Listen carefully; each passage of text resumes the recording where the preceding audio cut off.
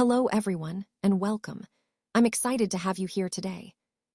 Today, we're going to explore the types of incidents in workplace safety. This presentation is all about essential insights for maintaining a safe work environment. We'll cover different kinds of incidents that can happen at work and how to understand and prevent them. So, let's get started and make our workplaces safer together. Understanding incident types is a fundamental part of maintaining workplace safety. When we talk about classifying incidents, we're essentially creating a system that helps us understand what happened and why. This classification is crucial because it allows us to respond more effectively and implement the right safety measures. By properly categorizing incidents, we can identify patterns and prevent future occurrences. It also makes reporting more accurate and consistent across the organization. Remember, the goal here is to foster a safer environment for everyone, and that starts with understanding the different types of incidents we might encounter. So, as we go through this, keep in mind how this classification supports our overall safety objectives. Let's talk about the definition of a near miss. A near miss is an incident that almost occurred, but luckily, no actual injury or damage happened. Even though nothing serious resulted, these situations are often overlooked when it comes to reporting. However, understanding near misses is crucial because they can be valuable indicators of potential hazards. For example, a slip without falling is a near miss. It could have led to a fall, but it didn't. Similarly, equipment failure without harm is another example. The equipment didn't cause injury, but it could have. Unsafe acts that don't result in injury are also near misses, and recognizing these instances helps us identify risks before they lead to actual accidents. By paying attention to these near misses, we can improve safety measures and prevent future incidents.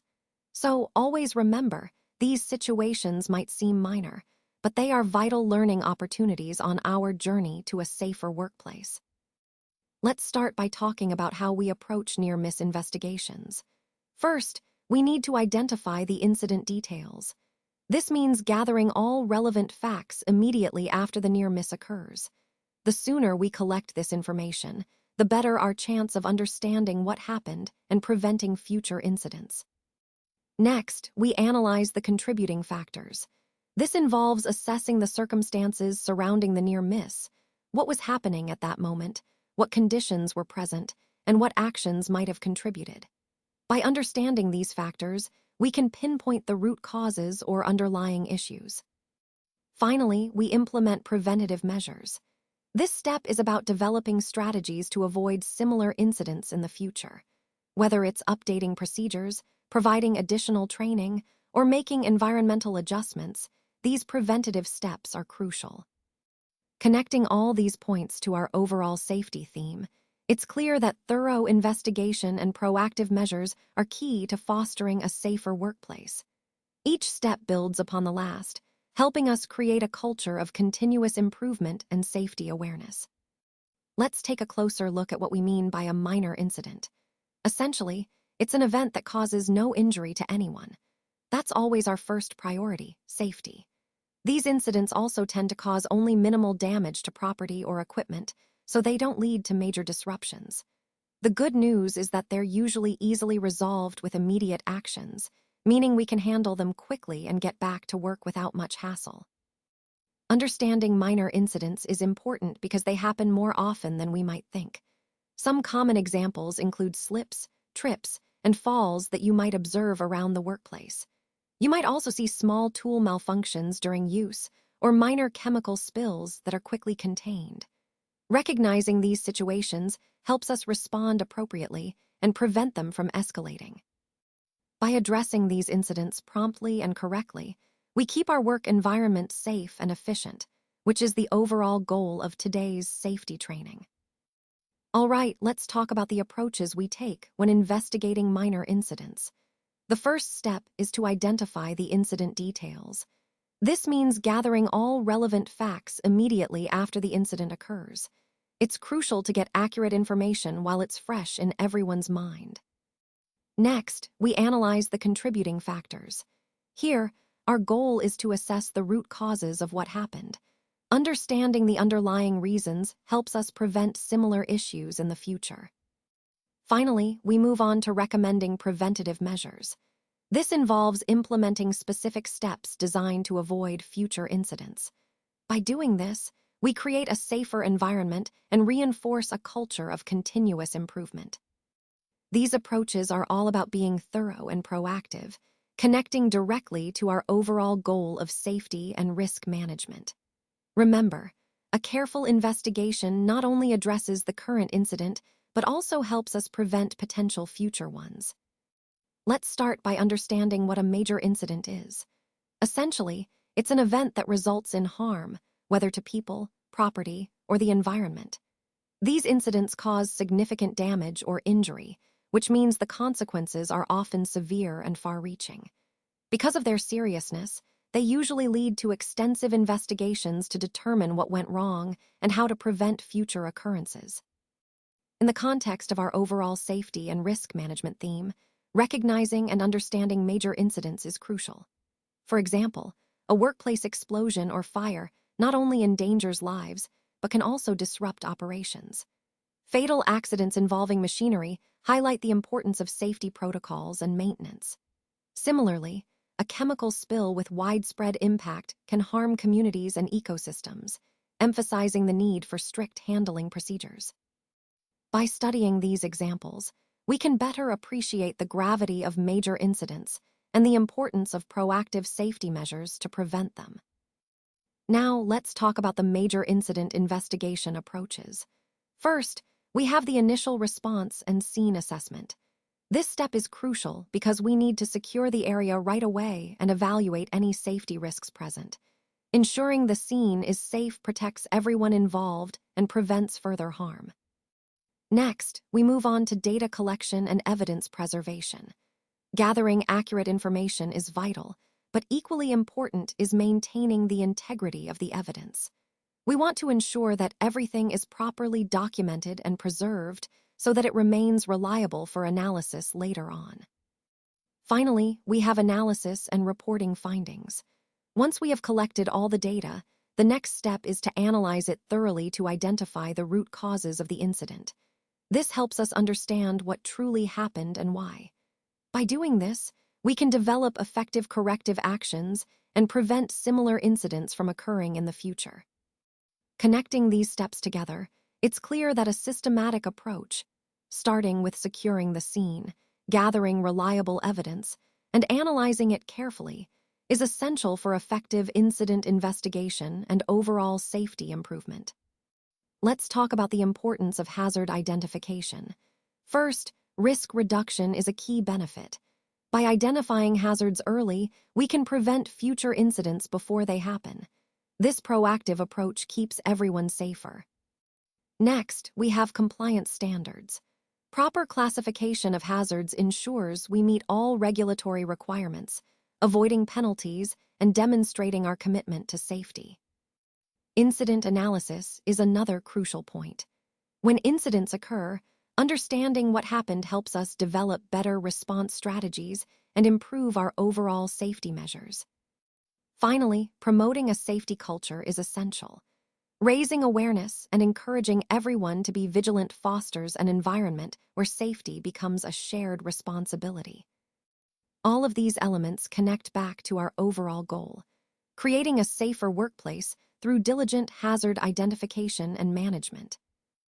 As we look at this chart, you'll notice a significant increase in near misses reported. This is actually a good sign, because it suggests that our team is becoming more aware and more proactive in reporting potential hazards. It shows that our safety culture is improving, and people are paying closer attention to their surroundings. However, even with this positive trend, we still see that minor and major incidents remain critical areas for us to focus on. These types of incidents are more serious and can have serious consequences if not addressed properly. That's why ongoing training and preventive measures are so important. They help us reduce these incidents further and strengthen our overall safety efforts. Remember, classifying these incidents helps us pinpoint where we need to improve most. By analyzing these patterns, we can develop targeted strategies to prevent future accidents. This slide ties into our broader goal of creating a safer workplace through continuous awareness, training, and proactive safety measures. Let's walk through the timeline of incident responses. First, we have the near miss. Identifying near misses is crucial because it helps us prevent future incidents and improve overall safety. It's about catching potential issues before they escalate. Next, we move to minor incidents. For these, we need to implement clear procedures for reporting and addressing them effectively. This ensures quick resolution and learning from these events. Finally, in the case of major incidents, it's essential to establish comprehensive protocols. These protocols guide us through thorough investigations and proper management, minimizing impact and preventing recurrence. Overall, this timeline highlights how a structured response at each stage strengthens our safety culture and keeps everyone protected. Let's take a look at the timeline of reporting changes. It all started back in 1985 when the first guidelines for incident reporting were established. This was a crucial step in creating a consistent approach across industries. Then, in 1995, we saw a major push towards standardization with the introduction of standardized reporting formats, which helped ensure everyone was on the same page. Moving forward to 2015, there was a modernization initiative aimed at leveraging new technology to make reporting more efficient and accessible. And just a bit earlier, in 2005, new regulations were put into place to improve the accuracy and reliability of reports. These milestones show how reporting has evolved over time, becoming more structured, standardized, and technologically advanced, all of which ties back to our overall goal of improving incident management and safety. Now, let's talk about the reality of workplace incidents. Unfortunately, many workers experience accidents or injuries on the job. What's even more concerning is that a significant number of these incidents go unreported.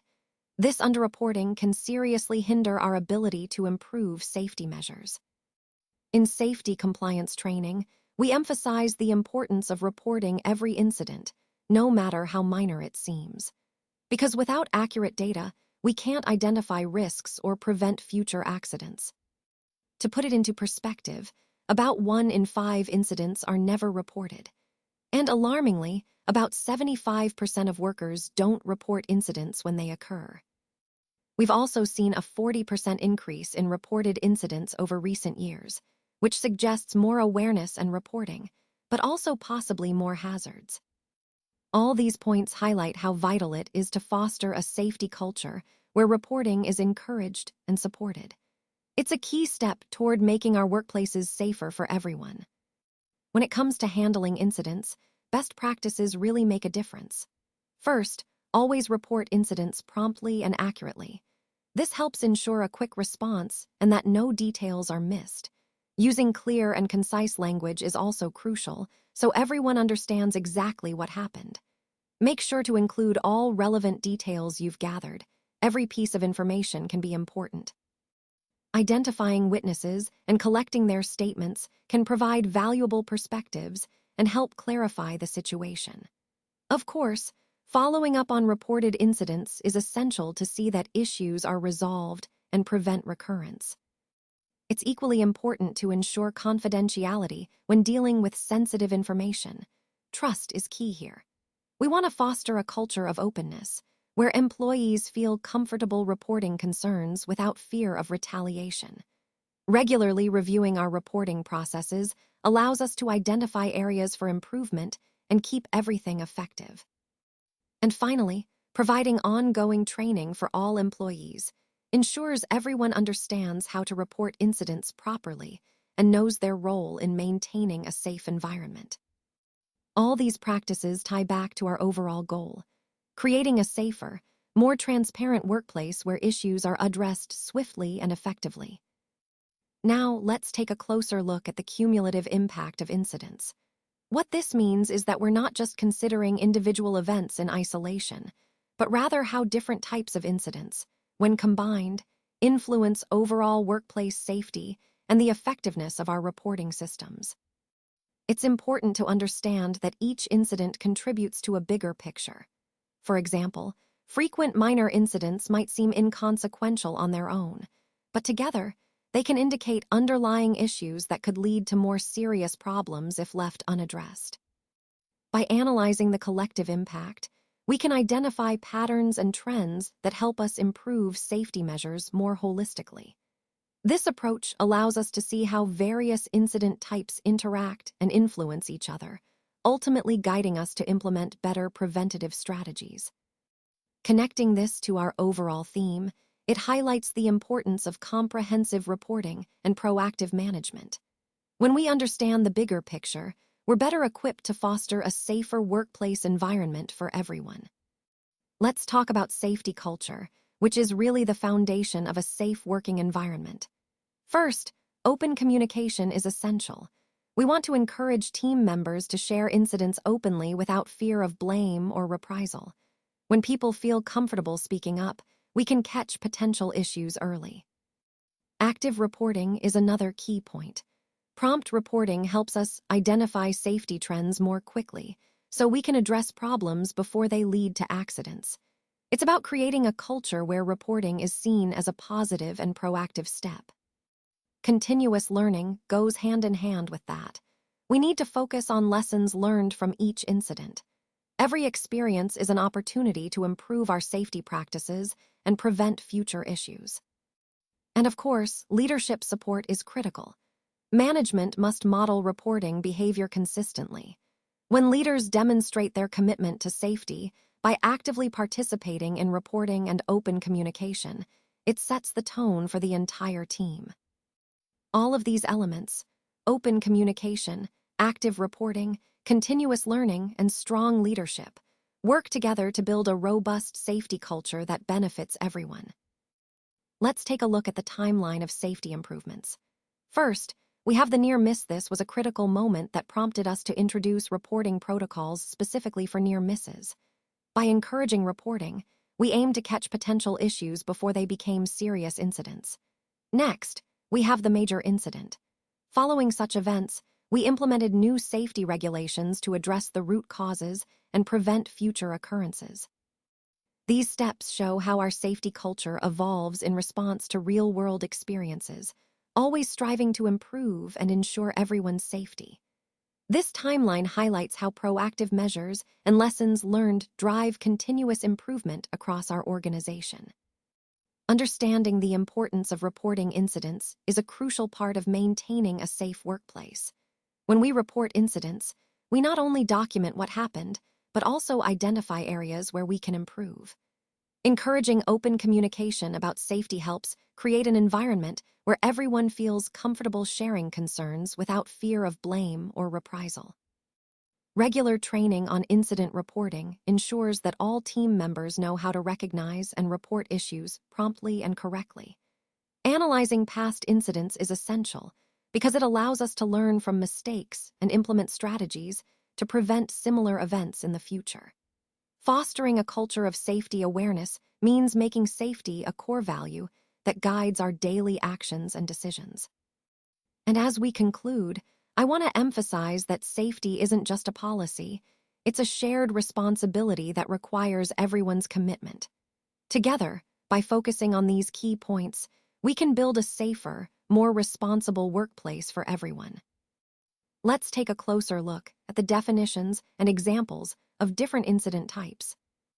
First, a near miss is an event where there was potential for injury, but no actual harm occurred. It's a warning sign that something could have gone wrong, so it's important to pay attention to these. Next, a minor incident involves low severity, meaning a minor injury was reported, or perhaps just a small inconvenience. These incidents are less serious, but still valuable for learning and prevention. Then we have major incidents, which are more serious. These involve significant injuries or impacts that can have serious consequences, highlighting the need for thorough investigation. Moving on to the types of incidents, the way we investigate each one varies based on their severity. For near misses, a quick review is usually enough since no injury occurred, but it's still crucial to understand what nearly went wrong. For minor incidents, a more detailed analysis is necessary, often involving root cause identification to prevent future occurrences. And for major incidents, We conduct comprehensive investigations, often resulting in a full report to understand all contributing factors and prevent recurrence. Understanding these distinctions helps us prioritize our responses and improve safety across the board. Let's take a moment to share how you can reach us. First, if you have any questions or want to follow up, you can email us at hello@realigrate.com. We're also active on social media, so feel free to connect with us at realigrate.com. And if you prefer to give us a call, our phone number is 123-456-7890. Remember, staying connected is key, and we're here to support you. Whether it's through email, social media, or a quick call, don't hesitate to reach out. Thank you for being a part of this presentation, and we look forward to hearing from you soon.